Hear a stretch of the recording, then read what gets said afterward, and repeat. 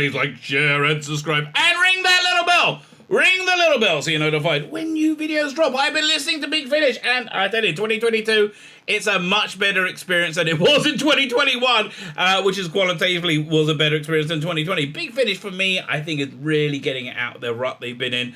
I've been listening to quite a good release, The War Master, Volume 7, Self-Defense. Not really the best title. That's really one of my few complaints. I actually got a few notes we'll be going to, but generally speaking, this one's a recommend. It's the one with David Tennant in, so they're going to be selling quite a bit of this one, quite a bit more of this one, starring Derek Jacobi, and he's, of course, fantastic. I mean, he's just beyond fantastic. As I said, bit of a recommend.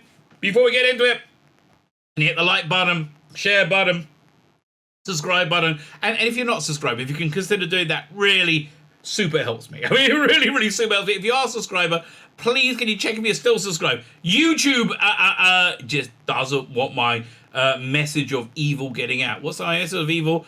I quite like Doctor Who, I guess. I don't know. But yeah, like, share, subscribe, comment. Let me know what you think. And sign up my Substack, which is my email newsletter, which is guarantees you being able to find my content in the event I get banned from YouTube, which I'm expecting to happen pretty darn soon, right? Pretty darn soon. I'm kind of surprised I'm still here. Quite frankly, I'm also on Rumble. I have an alternate YouTube channel, but you sign up with Substack, you will find everything, right? You'll be able to find me. I send out daily emails there because I put out content daily. So let's have a look at this release. The War Master, Self-Defense. So this one really should have been called Defending Your Life. I think that would have been much better. It's basically it's a trial of the master kind of set up. Don't expect much of David Tennant in this. He was in it more than I thought it would be, but not that much. He's only in one story of the four. So I would say the tone, the feeling of the War Master series range has developed, right? Now it's finding a little bit of a new voice for itself. It's more. I think it's leaning more onto psychological horror than it did in the earlier box sets. It was more science fiction. Now it's much more psychological horror. The switch came with the last box set, and it didn't really work. Right? They were torturing Nyssa and Joe Grant. You know, it didn't really work. This one, they fine tune that more, and it really does work. Right? This one I think really does work.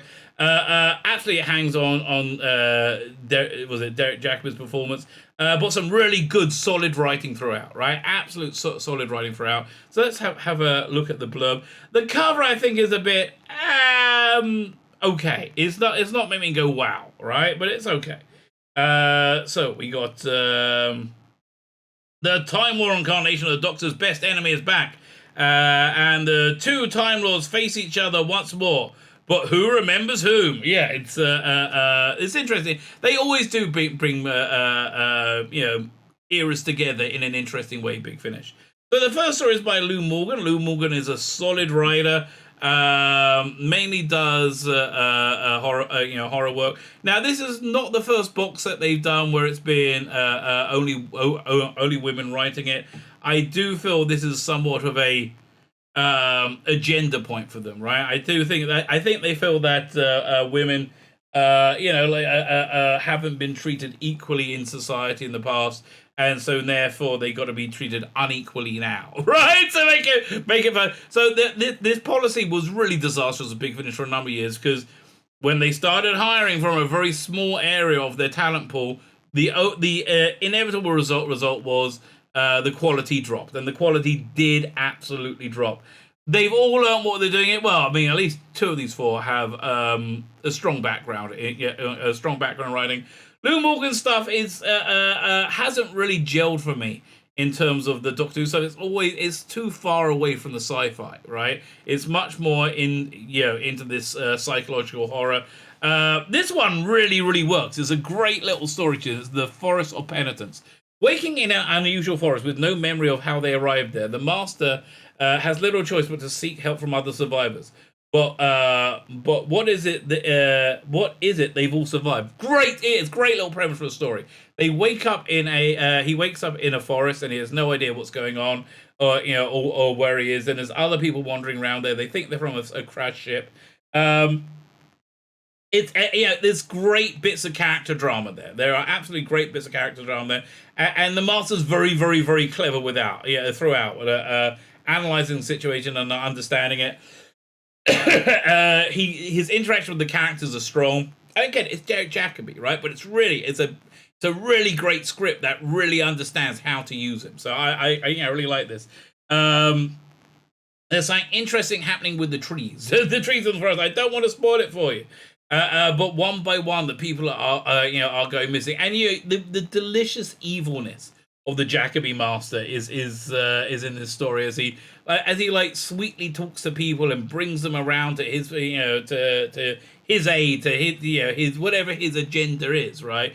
And then just does terrible things, right? Just like sacrifice me. I really genuinely like this incarnation of the master. Very, very, very. I was going to say watchable, listenable. And I'm, I am on board for more in this range, right? So the second story is Players by Una McCormack. Also, solid writer with a good. I think what was it? One of the first things came out in the 90s or the 2000s. I mean, she's got a lot of strongest experience. So on the planet Trabus, the Masters discovers a society where nobody is innocent and the only true crime is being a less successful villain than those around you. So this is fascinating. You find out what this forest is. You find out what the Forest of Penitence is, and the rest of the box set moves into a defending your life sort of scenario. Again, a trial of the master. So so he pleads not guilty for being evil and the master, and he said no. He's drips with sincerity and loving this and is pure evil. So he tells them of a story where he says, look, nobody is innocent, everybody's evil, everybody's good. Which this story then goes on to tell you. It's about him visiting a planet in the Time War to get resources from them. And how he interacts with them and what's going on the planet. There's the planet is a bit dodgy, right? The planet is a bit dodgy. They got all these like psychological tortures that they're doing on people, and then he's impersonating some delegate from a galactic federation, as the master is often apt to, and and so he's given full access to everything going on there, and the stuff going on there is a bit evil and a bit dirty, right? And then basically he ends up having to save the day and being a force for good. Again, this was a really good story. I really enjoyed it. It was worth the price of entry. Boundaries story number 2. As his companion Cole attempts to save the world, the Master discovers an extraterrestrial entity that threatens to spread across the globe. So this is great. But okay, this is a callback to the first box set, which is still one of the best ones, where the Master gets a companion, right? And so that first box set is great, where the companion's like, we gotta help. He says, whoa, I'll let you help. Why don't you go ahead and do it? And as he goes on to help, this planet that's being bombarded by radiation, he essentially turns them into Cybermen. Right? And he doesn't help them at all. He makes life much worse. And that's the illustration story of what's going on in that story. But in the background, the Master's just like, I'm going to retire and tend my vineyard, right? Which is basically what he does in the background for that story. So now you get to see something else that happened in that time. So this is by Elizabeth Miles. Elizabeth Miles, again, one of this new batch of writers that I think have been are really stepping up. Right? They're really stepping up and producing good scripts, right? Good scripts. So this is like a little story within there where there's an alien fungus that's invaded the world, right? And again, this is him showing you how he's like Trial of the Time, showing you elements from his life, and how he basically deals with this alien threat, and works out with this alien threat and how he deals with it. And it's all just for his vineyard, right? For all just so he can make the better wine. Which is, I love how the Master is laser focused on doing a job, right? Laser focused. By the way, is it destroying the universe? Is it making wine? And it really, again, really works. The weakest story, and it's by a country mile, is The Last Line by Lizzie Hopey. Now, Lizzie Hopey, one of the new batch of writers, she has yet to develop, in my opinion, right? I don't think she's done a particularly good script. And they normally give her scripts where she's propped up by something. So this is the script. This is the episode where David Tennant's in. And it's a real shame. It's not bad because you got Derek Jacobi and David Tennant, and they made a good premise and they set things up and they needed to wrap them up. So it's not bad, right? Just by putting those tentpole things in, it's not a bad release. It's not a bad story. It's not very good though, right? It's not as good as you would hope it to be. It's the weakest story in the box set, and it's the one with David Tennant in it. So, at the mercy of an ancient and powerful race, the Master calls on his oldest friend in his hour of need. The problem is he doesn't recognize the incarnation of the Doctor, while the Doctor knows this Master all too well. So, this Doctor is the 10th Doctor, obviously, and it's post-Yana, right? This is towards the end of his timeline.